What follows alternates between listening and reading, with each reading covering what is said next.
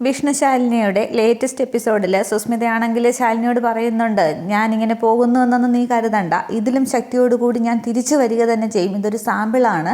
എൻ്റെ കയ്യിൽ നിന്നും തെളിവ് നഷ്ടപ്പെട്ടത് നിൻ്റെ ഭാഗ്യമാണ്. അല്ലെങ്കിൽ എൻ്റെ കവളത്ത് കൊണ്ട ഈ അടിയാണെങ്കിൽ നിൻ്റെ അനിയത്തിയുടെയും കവളിൽ കൊണ്ടേണേ എന്ന് പറയുമ്പോൾ ശാലിനി അങ്ങോട്ട് ചിരിക്കുകയാണ്. ശാലിനി പറയുന്നുണ്ട്, അത് ഇത്രയും നേരമായിട്ട് നിനക്ക് മനസ്സിലായില്ലേ, തെളിവ് നഷ്ടപ്പെട്ടതല്ല നഷ്ടപ്പെടുത്തിയതാണ് എന്ന് പറഞ്ഞിട്ട് വരുന്ന വഴിക്ക് പോലീസ് ചെക്കിങ് നടന്നില്ലേ എന്നിങ്ങനെ ചോദിക്കുകയാണ്. അന്നേരം സുസ്മിത ഇങ്ങനെ അന്തം വിട്ട് നിൽക്കുമ്പോൾ അതൊരു സീൻ കാണിക്കുന്നുണ്ട്. കോൺസ്റ്റബിൾ സുനിതയാണെങ്കിൽ സുസ്മിതയുടെ കാറിൽ നിന്നും ഫോൺ എടുത്തിട്ട് ആ വീഡിയോ ഡിലീറ്റ് ചെയ്യുന്ന ആ ഒരു സീൻ കാണിക്കുന്നുണ്ട്. അന്നേരമാണ് സുസ്മിതയ്ക്ക് ഇവിടെ ശാലിനി പറഞ്ഞതിന് ശേഷമാണ് മനസ്സിലാകുന്നത് ശാലിനിയാണ് അത് ചെയ്തതെന്ന്. അന്നേരം നീ മനസ്സിൽ കാണുമ്പോഴത്തേക്ക് ഞാനത് 2 ദിവസം മുമ്പേ മാനത്ത് കാണും എന്ന് പറയുകയാണ്. അന്നേരം വിഷപ്പാമ്പിനെയാണ് നീ നോവിച്ച് വിടുന്നതെന്ന് ഓർമ്മ വേണമെന്ന് പറയുമ്പോൾ, എങ്കിൽ ഞാൻ ഏതെങ്കിലും സർപ്പക്കാവിൽ പോയി 100 പാലും നേർന്നോളാം, പിന്നെ നിന്നെ പാമ്പായിട്ടൊന്നും ഞാൻ കരുതുന്നില്ല, നീ വെറും നീർക്കോലി, ഇറങ്ങിപ്പോടി എന്നൊക്കെ പറയുമ്പോൾ സുസ്മിത ആകെ ഇങ്ങനെ കലി കൊണ്ട് നിൽക്കുകയാണ്. വിഷ്ണു അങ്ങോട്ട് ചൂടാവുന്നുണ്ട്, ഇടി എന്തിനാണ് നിൽക്കുന്നത്, ഇന്നത്തെ ഷോ കഴിഞ്ഞു, ഇറങ്ങിപ്പോടി എന്ന് പറയുകയാണ്. അന്നേരം സുസ്മിത ഇങ്ങനെ കലിപ്പി നിൽക്കുമ്പോൾ സത്യഭാമയും ദേഷ്യപ്പെടുന്നുണ്ട്, ഇറങ്ങിപ്പോടി എന്ന് പറഞ്ഞിട്ട്.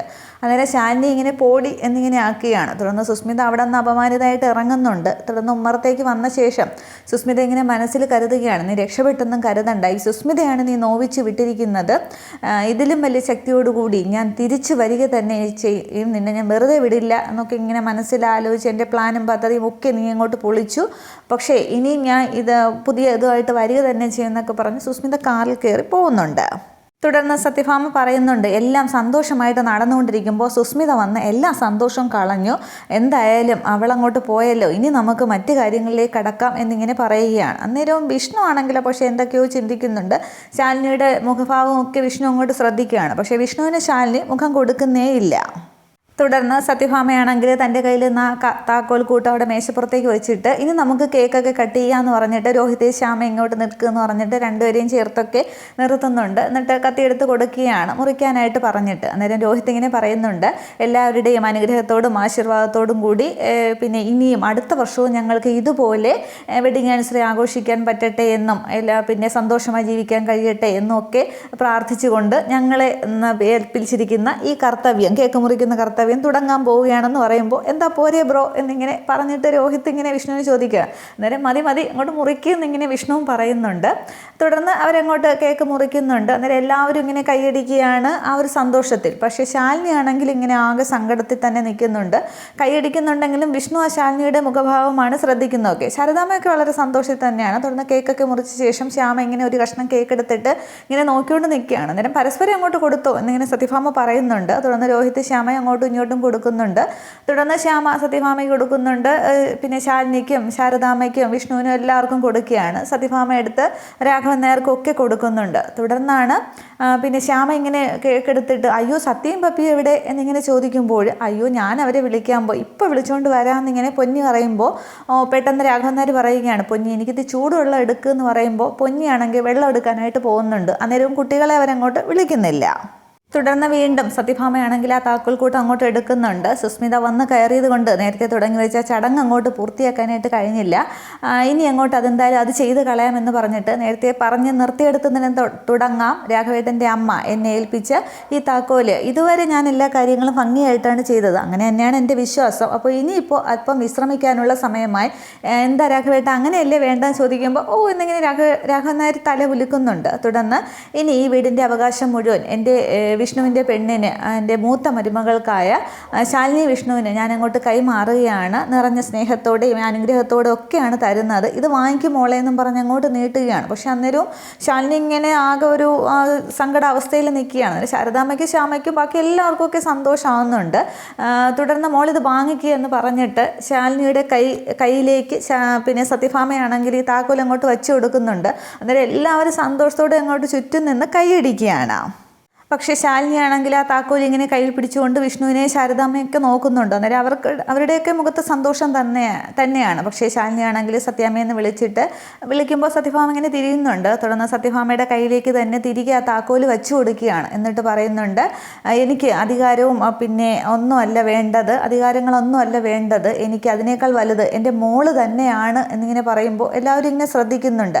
സത്യം മറന്നുകൊണ്ടുള്ള ഒരു സ്ഥാനവും എനിക്ക് വേണ്ട എന്നിങ്ങനെ കരഞ്ഞുകൊണ്ടാണ് ശാലിനി പറയുന്നത്. പറയുന്നത്. അന്നേരം സത്യഭാമയുടെ മുഖഭാവം അങ്ങോട്ട് മാറുകയാണ്. അന്നേരം വിഷ്ണു ചിന്തിക്കുന്നുണ്ട്, സത്യ മറന്നുള്ള സ്ഥാനമോ, അതെന്താ ശാലിനി അങ്ങനെ പറഞ്ഞത് എന്നിങ്ങനെ ആലോചിക്കുമ്പോൾ പിന്നെ ശാരദാമ്മയും ഒക്കെ നോക്കിക്കൊണ്ടിരിക്കുകയാണ്. അന്നേരം സത്യഭാമ പറയുന്നുണ്ട്, മോളെ ഞാൻ പറയുന്നത് അങ്ങോട്ട് മനസ്സിലാക്ക്, നീ എൻ്റെ വിഷ്ണുവിൻ്റെ പെണ്ണായിട്ട് എൻ്റെ മരുമകളായിട്ട് ഇങ്ങോട്ടത്തേക്ക് വന്നാൽ മതി, എല്ലാവരുടെയും സന്തോഷത്തിന് അത് തന്നെയാണ് നല്ലത് എന്നൊക്കെ പറയുമ്പോൾ ശാരദാമ്മ ചോദിക്കുന്നുണ്ട്, എന്താ ശാലിനി നീ പറയുന്നത്, നമ്മൾ ഇത്രയും നാൾ ആഗ്രഹിച്ച കാര്യമല്ലേ സത്യാമ്മ പറയുന്നത്, പിന്നെന്തിനാ നീ ഇങ്ങനെയൊക്കെ പറയുന്നതെന്ന് ചോദിക്കുമ്പോൾ അമ്മ എന്തറിഞ്ഞിട്ടാണ് ഈ പറയുന്നത്, സത്യാമ്മ എന്നെ മാത്രമേ ക്ഷണിച്ചിട്ടുള്ളൂ, പണം കൊടുത്ത് സത്യയെ അകറ്റി നിർത്താനാണ് പറയുന്നത്, പിന്നെ അധികാരത്തിനും പണത്തിനും ഒക്കെ വേണ്ടി ഞാൻ എൻ്റെ മോളെ മറക്കണോ, അങ്ങനെ കഴിയുമോ എനിക്ക് എന്നിങ്ങനെ പറയുമ്പോൾ ശാരദാമ്മ ആകെ അങ്ങ് വിഷമിക്കുകയാണ്. അന്നേരമാണ് രോഹിത്തിനും ശ്യാമയ്ക്കും പിന്നെ വിഷ്ണുവിനും രാഘവൻ നായർക്കും ഒക്കെ കാര്യം മനസ്സിലാകുന്നത്. അന്നേരം പണത്തിന് വേണ്ടി ഞാൻ എൻ്റെ കുഞ്ഞിനെ മറക്കണോ, അങ്ങനെ ആർക്കെങ്കിലും കഴിയുമോ അമ്മേ എന്നിങ്ങനെ പറഞ്ഞിട്ട് ഇനി സത്യയെ കൂടി എന്ന് പറഞ്ഞിട്ട് വിഷ്ണുവിൻ്റെ മുഖത്തേക്ക് നോക്കുമ്പോൾ വിഷ്ണുവിന് സംഭവം മനസ്സിലാവുകയാണ്, സത്യഭാമയുടെ സ്വഭാവം മനസ്സിലാകുന്നുണ്ട്. അന്നേരം എത്ര പണം വേണമെങ്കിലും സത്യയ്ക്ക് വേണ്ടി ഡെപ്പോസിറ്റ് ചെയ്യാമാണ് സത്യഭാമ പറയുന്നത് എന്നിങ്ങനെ പറയുമ്പോൾ രാഘവൻ നായരും ഒക്കെ ചോദിക്കുന്നുണ്ട്, എന്താ ഭാമ നീ പറഞ്ഞു പിടിപ്പിച്ചിരിക്കുന്നതെന്നും പറഞ്ഞ് രാഘവൻ നായർ അങ്ങോട്ട് ദേഷ്യപ്പെടുകയാണ്. തുടർന്ന് ശാരദാമ്മ പറയുന്നുണ്ട്, ഇങ്ങനെ പണത്തിന് വേണ്ടി മക്കളെ വിൽക്കുന്ന ഏർപ്പാടൊന്നും നമ്മളെ കുടുംബത്തിലില്ല, അങ്ങനെ പണത്തിന് വേണ്ടി ആരും അങ്ങനെ ഒരു അമ്മമാർക്കും അങ്ങനെ സാധിക്കില്ല, സത്യാമ്മയ്ക്ക് വിഷ്ണു എത്രത്തോളം മുഖ്യമാണോ അതുപോലെ തന്നെയാണ് എൻ്റെ മകൾക്ക് അവളുടെ മോളും, അതുകൊണ്ട് പൈസയ്ക്ക് വേണ്ടി കുഞ്ഞിനെ അകറ്റി നിർത്താനായിട്ട് സാധിക്കില്ല എന്ന് പറയുമ്പോൾ ഭാമ ഇങ്ങനെ ഒന്നും മിണ്ടാതെ തന്നെ നിൽക്കുന്നുണ്ട്, ദേഷ്യഭാവത്തോടെ നിൽക്കുകയാണ്, ഇതൊന്നും പറയുന്നില്ല. അന്നേരം വിഷ്ണുവിനോടും പറയുകയാണ്, വിഷ്ണു അമ്മ പറയുന്നതിനെ എതിർക്കണം എന്നൊന്നും ഞാൻ പറയില്ല, പക്ഷേ എല്ലാം അനുവദിച്ചുകൊണ്ടുള്ള ഈ മൗനമായിട്ടുള്ള ണ്ടല്ലോ അത് നിനക്ക് ദോഷം ചെയ്യും എന്നിങ്ങനെ വിഷ്ണുവിനെ നോക്കി കൈ ചൂണ്ടി ശാരദാമ്മ പറയുമ്പോൾ ശാലിനി അങ്ങോട്ട് തടുക്കുകയാണ്, മതിയമ്മേ വേണ്ട, ഇനിയൊന്നും പറയണ്ട എന്നിങ്ങനെ പറയുകയാണ്. തുടർന്ന് പിന്നെ നമുക്ക് പോകാം എന്നിങ്ങനെ പിന്നെ ശാലിനി പറയുന്നുണ്ട്. അന്നേരം ശ്യാമയാണെങ്കിൽ ഓടി, എന്താ അമ്മ ഇതൊക്കെ എന്നും പറഞ്ഞ് ഓടി ചെല്ലുകയാണ്. അന്നേരം മോള് കേട്ടതല്ലേ ഇതൊക്കെ, ഇനി നിന്റെ കുഞ്ഞേച്ചിയോട് അതുകൂടി ഒന്നുകൂടി ആവശ്യപ്പെടാനായിട്ട് നിനക്ക് കഴിയുമോ എന്ന് ചോദിക്കുകയാണ്. അന്നേരം ശ്യാമ ആകെ അങ്ങ് സങ്കടത്തിലാവുന്നുണ്ട്. ശ്യാമ മനസ്സിൽ കരുതുകയാണ്, പപ്പിയുടെ കാര്യത്തിൽ പറ്റിയതുപോലെ ഇനി ഒരു പിന്നെ കുഞ്ഞേച്ചിക്ക് സത്യയുടെ കാര്യത്തിലും പറ്റാനായിട്ട് പാടില്ല, കുഞ്ഞേച്ചിയുടെ കയ്യിൽ നിന്നുള്ള ഒരു ശാപം മാത്രം മതി എനിക്ക്, ഇതുകൂടി വേണ്ട എന്നിങ്ങനെ പറഞ്ഞിട്ട് ശ്യാമ വിഷമിച്ച് നിൽക്കുകയാണ്. അന്നേരം ശ്യാമേന്ന് വിഷമിക്കുകയൊന്നും വേണ്ട, വഴക്കിട്ടൊന്നും പോവുകയല്ല എന്നിങ്ങനെ പറയുകയാണ്. സത്യാമ്മ ഒരു കാര്യം പറഞ്ഞു, പക്ഷെ അതെനിക്ക് അംഗീകരിക്കാനായിട്ട് പറ്റില്ല, അതുകൊണ്ട് അങ്ങനെ പോകുന്നു എന്ന് വിചാരിച്ചാൽ മതിയെന്ന്. അന്നേരം ശാരദാമ്മ സങ്കടപ്പെടുകയാണ്, ഒരുപാട് സ്വപ്നങ്ങളോട് കൂടിയാണ് എൻ്റെ മകള് ഇങ്ങോട്ടത്തേക്ക് വന്നത്, പക്ഷെ ഒന്നും നടക്കാതെ ഇങ്ങനെ ആകെ തകർന്നു പോവുകയാണ് എന്നൊക്കെ പറഞ്ഞ് ശാരദാമ്മ അങ്ങോട്ട് സങ്കടപ്പെടുകയൊക്കെ ചെയ്യുന്നുണ്ട്. ഇതേ സമയം അവിടെയാണെങ്കിൽ കുട്ടികൾ അയ്യോ അവിടെ ഫംഗ്ഷനൊക്കെ തുടങ്ങിക്കാണും, നമ്മളെ ആരും വിളിച്ചില്ലല്ലോ, നമുക്ക് പോയി നോക്കാമെന്നും പറഞ്ഞാൽ ടോക്കിംഗ് ഡോൾ അവിടെ വെച്ചിട്ട് ഈ കുട്ടികൾ ഓടി ഇങ്ങോട്ടത്തേക്ക് വരുന്നുണ്ട്. അന്നേരം ടോക്കിംഗ് ഡോൾ ഇവർ പറഞ്ഞതുപോലെ അവിടെ പറഞ്ഞുകൊണ്ടിരിക്കുകയാണ്.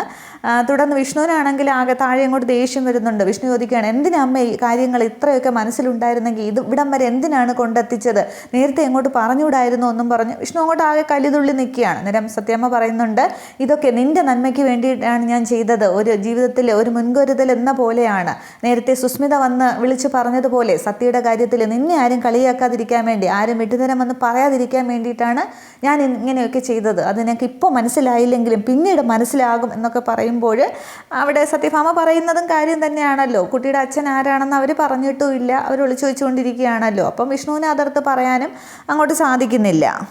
ഈ സമയത്ത് മോളിൽ നിന്നും അങ്ങോട്ട് അമ്മയെന്ന് വിളിച്ചുകൊണ്ട് സത്യ ഇറങ്ങി വരുന്നുണ്ട്. അന്നേരം പപ്പിയും കൂടെ ഇറങ്ങി വരികയാണ്. തുടർന്ന് എല്ലാവരും അങ്ങ് മിണ്ടാതെ നിൽക്കുന്നുണ്ട്. പിന്നെ ഈ ശാലിനിയുടെ മുഖത്തെ വിഷമമൊക്കെ കണ്ടിട്ട് ആദ്യം കുട്ടികൾ ശ്രദ്ധിക്കുന്നില്ല. അന്നേരം അയ്യോ കേക്ക് മുറിച്ചോ, ഞങ്ങളാരും എന്താ വിളിക്കാൻ എന്നിങ്ങനെ പപ്പി ചോദിക്കുമ്പോഴാണ് സത്യ ശാലിനിയുടെ മുഖം ശ്രദ്ധിക്കുന്നത്. അന്നേരം അമ്മ എന്താ സങ്കടപ്പെട്ട് നിൽക്കുന്നത്, അമ്മ ആരെങ്കിലും വഴക്ക് പറഞ്ഞോ എന്നിങ്ങനെ ചോദിക്കുമ്പോൾ പപ്പിയും ചോദിക്കുന്നുണ്ട്, എന്താ ഉണ്ടായേ, എന്താ സംഭവം എന്നിങ്ങനെ ചോദിക്കുമ്പോൾ എല്ലാവർക്കും വിഷമം വരുന്നുണ്ട്. പക്ഷേ സത്യഭാമ ആകെ ഒരു ദേഷ്യത്തിൽ നിൽക്കുകയാണ്. തുടർന്ന് ശാലിനി ആണെങ്കിൽ ഈ കുഞ്ഞുങ്ങളുടെ അടുത്തേക്ക് വന്നിട്ട് രണ്ടുപേരെ അങ്ങ് ചേർത്ത് പിടിച്ചങ്ങ് കരയുകയാണ്. തുടർന്ന് രണ്ടുപേർക്കും ഓരോരോ മുത്തം അങ്ങോട്ട് മാറി മാറി കൊടുക്കുന്നുണ്ട്. എന്നിട്ടാണെങ്കിൽ സത്യഭാമയോട് ശാലിനി ചോദിക്കുകയാണ്, എൻ്റെ ഈ മോളെ മറക്കാനായിട്ട് സത്യമ്മ എത്ര രൂപയാണ് വിലയിട്ടിരിക്കുന്നത്, 5ഓ 10ഓ അതോ കോടിയോ, പൊന്നുകൊണ്ട് കൊട്ടാരം പണിത് തരാമെന്ന് പറഞ്ഞാലും നൊന്ത് പ്രസവിച്ച അമ്മയ്ക്ക് മക്കളെ മറക്കാനായിട്ട് സാധിക്കില്ല. അങ്ങനെ മറക്കുന്നവരെ അമ്മയെന്ന് വിളിക്കാനും സാധിക്കില്ല. അതിന് പ്രേരിപ്പിക്കുന്നവരെ എന്ത് വിളിക്കണമെന്ന് ദൈവമാണ് തീരുമാനിക്കുന്നത്. കാരണം അവിടെയാണ് കണക്ക് പറയേണ്ടത്, മരിച്ച് അങ്ങോട്ടല്ലേ ചെല്ലേണ്ടത്, അവിടെ കണക്ക് പറയുക തന്നെ വേണം എന്നൊക്കെ ഇങ്ങനെ ശാലിനി സത്യഭാമയുടെ മുഖത്ത് നോക്കി പറയുന്നുണ്ട്. അന്നേരം സത്യഭാമ ആകെ ഒരു വല്ലാത്തൊരു ഇതിൽ നിൽക്കുകയാണ്. എന്ന് വെച്ചാൽ കുഞ്ഞിനെ ആ ഒരു അമ്മയുടെ ആ ഒരു ദേഷ്യം പ്രകടമാക്കുമ്പോൾ അത് സത്യഭാമ അവിടെ ഉൾക്കൊള്ളുന്നുണ്ട്. സത്യഭാമ പക്ഷെ മിണ്ടാതെ നിൽക്കുകയാണ്. തുടർന്ന് ആകെ ദേഷ്യം വരുന്ന വിഷ്ണു ആണെങ്കിൽ അങ്ങ് മാറിയ വാതിലിൻ്റെ അങ്ങോട്ടത്തേക്ക് പോയി നിൽക്കുന്നുണ്ട്. തുടർന്ന് ശാരദാമ്മയാണെങ്കിൽ സത്യാമ്മയോട് പറയുന്നുണ്ട്, സത്യാമ്മ വന്നപ്പോൾ മുതൽ ശാലിനിയോട് വളരെ ആരും കാണിക്കാത്ത, ഒരു അമ്മായിയമ്മയും കാണിക്കാത്ത സ്നേഹം തന്നെയാണ് കാണിച്ചത്. പക്ഷേ ഇങ്ങനെ ഒരു കാര്യം മനസ്സിൽ വെച്ചുകൊണ്ടാണ് സ്നേഹം കാണിച്ചത് എന്നെനിക്ക് മനസ്സിലായില്ലായിരുന്നു. പിന്നെ സ്നേഹിച്ച് വഞ്ചിക്കുന്നതിനേക്കാൾ പിന്നെ ക്രൂരതയാണ് സ്നേഹം നടിച്ച് വഞ്ചിക്കുന്നത്. നമ്മളിവിടെ നിന്ന് ഇറങ്ങിയാണ്, നന്ദിയുണ്ട്, ഒരുപാട് വേദനയോട് കൂടിയാണ് ഞങ്ങളിവിടെ നിന്ന് ഇറങ്ങുന്നത് എന്നൊക്കെ പറഞ്ഞ് ഇങ്ങനെ തൊഴുത് സത്യഭാമയുടെ മുമ്പിൽ ശാരദാമ്മ നിൽക്കുന്നുണ്ട്. അന്നേരം ആ ഒരു ശാരദാമ്മയുടെ സംസാരത്തിൽ വിഷ്ണുവിനും ശ്യാമയ്ക്കും രാഘവനാർക്ക് എല്ലാവർക്കും ഒക്കെ ഇങ്ങ് വിഷമമാവുന്നുണ്ട്. പക്ഷേ സത്യഭാമ ഇങ്ങനെ തന്നെ നിൽക്കുകയാണ് ദേഷ്യത്തോടെ. തുടർന്ന് ശാലിനിയാണെങ്കിൽ സത്യഭാമയുടെ അടുത്തേക്ക് ചെന്നിട്ട് സത്യാമ്മ എന്നിങ്ങനെ വിളിക്കുന്നുണ്ട്. അപ്പോൾ സത്യഭാമ ഇങ്ങനെ ദേഷ്യത്തോടെ നോക്കുന്നു. ആ ഒരു സീനോടുകൂടി എപ്പിസോഡ് അവസാനിക്കുകയാണ്. അപ്പോൾ അടുത്ത എപ്പിസോഡിൽ അവരിവിടെ നിന്ന് ഇറങ്ങി പോവുക തന്നെ ചെയ്യും, നിൽക്കത്തൊന്നുമില്ല. പക്ഷേ സത്യഭാമയാണെങ്കിൽ ചെറിയൊരു അയവൊക്കെ ഉണ്ടാവും. ശാലിനിയുടെ കാര്യത്തിൽ വീണ്ടും നല്ല തീരുമാനം തന്നെയാണ് എടുക്കുന്നത്. പക്ഷേ ശാലിനിയുടെ ചെറിയൊരു വീണ്ടും വിചാരമില്ലാത്ത ഒരു പ്രവൃത്തി കൊണ്ട് വീണ്ടും വിഷ്ണുവും എല്ലാവരും കൂടി പിന്നെ ശാലിനിക്ക് നേരെ തിരിയുന്ന ഒരു സീനൊക്കെ ഉണ്ട്. അതൊക്കെ അടുത്ത എപ്പിസോഡുകളിലാണ്, അതൊക്കെ കാണാം. Okay, thank you.